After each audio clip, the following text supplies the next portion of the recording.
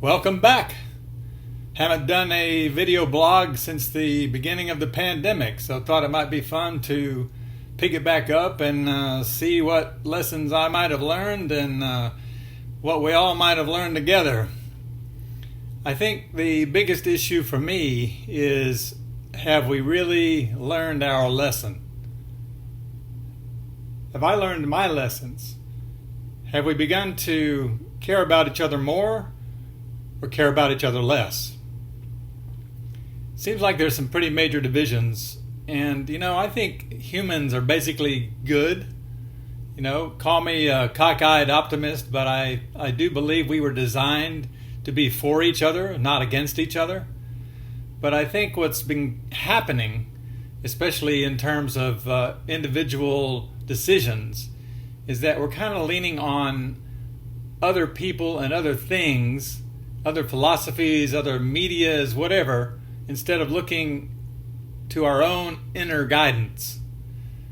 Now, if we begin to pay attention to our heart, is what I like to say. I know that's kind of a cliche, but our minds seem to get us in trouble.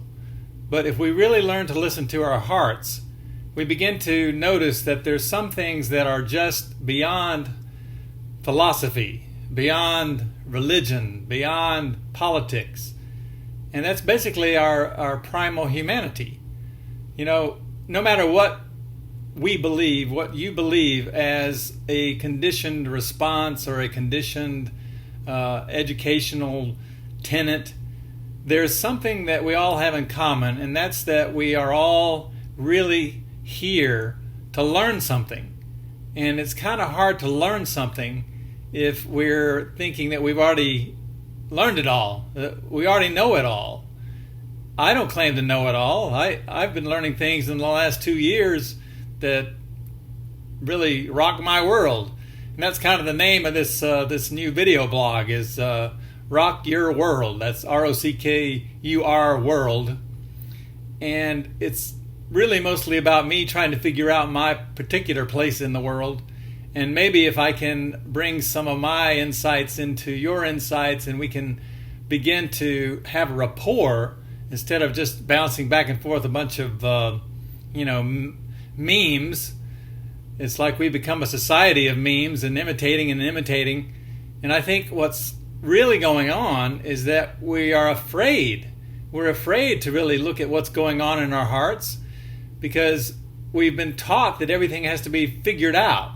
Everything has to be sort of from the, not the gut level, but from the mental level, understood and taken apart and dissected to the point where things just kind of lose their meaning altogether. So I'm not saying we are in a place where we have to panic. In fact, that's what the pandemic was about, was panic. But I think we do need to realize that things have not necessarily gotten better. And a lot of the division that we all are feeling and this sort of, extremes that are going on, and a lot of people actually being so full of anger and hatred that we don't even really listen anymore except to what other people are saying that already goes along with what we already believe.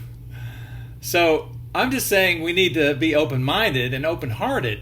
And I guess the only way for me to really have an open mind is to have an open heart.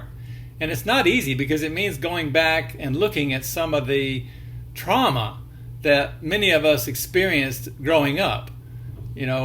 I'm almost 70 now, and when I look back on my education, I had a pretty decent education, but a lot of it was nothing to do with my heart. It was all about how can I fit in, how can I sort of be a little trooper to make society better. And now I realize that's not what an individual's role is to make society better. Our role is simply to listen to each other. And we don't need regulation, really. That's what I'm saying about our common humanity.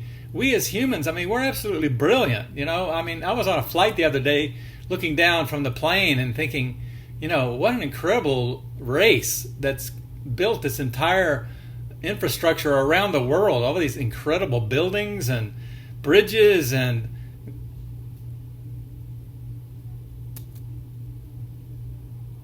Sorry, I had a pause there. My little light went off. But I'm also very concerned about my own personal spiritual evolution, because now I'm realizing at this late stage in my life, no matter what I've accomplishment, and some of you know me as an artist, a theater person, a singer, I've done lots of things with alpacas and goats. I mean, I'm an alpaca goat farmer. And these animals have taught me more about myself, I think, than any of the stuff I learned when I was in educational processes. I mean, I have a master's and all that, but so much of that is just stuck in my head, and it hasn't done me any good as far as really connecting with people. I mean, my animals have taught me more about connecting with people, because the animals are just so present. I mean, animals are in the here and now, and that's what we've lost. We've lost the here and now.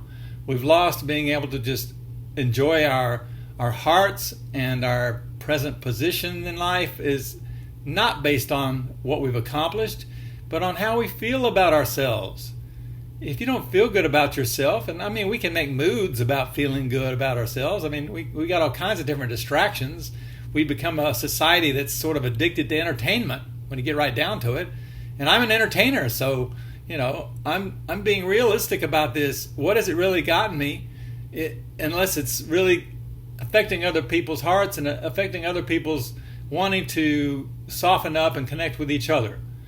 So I guess what this video blog is really about, and I'm going to try to keep it short, but this is like the first one, and I'm going to allow comments and everything, because this is just what I think. Like Russell Brand says, I'm going to put some links down there that you can also check out some of the people I admire, Russell Brand and Gigi Young and dark journalists. These are probably some of the most aware people on the planet, if you give them a chance to really enter your heart.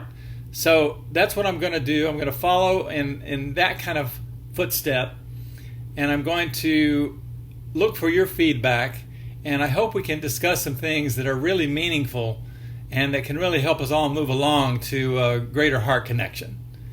Talk to you soon.